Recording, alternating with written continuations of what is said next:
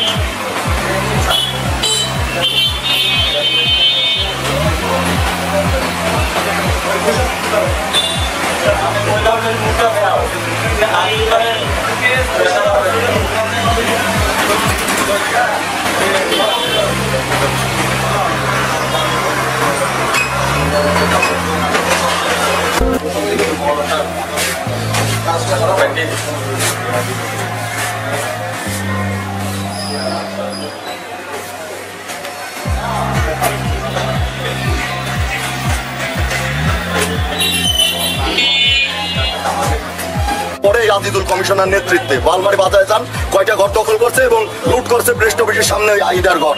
এইগুলো আপনারা দেখেন, এই সব সন্ত্রাসী বাহিনী কিভাবে বালমারি থাকে আপনারা একটু দেখেন। এই যে সেই সন্ত্রাসীর গাড়ি নিয়ে এসে ধুয়ে চলে গেছে, যাইতে পারে না। এই সন্ত্রাসী গাড়ি এই যে রাখে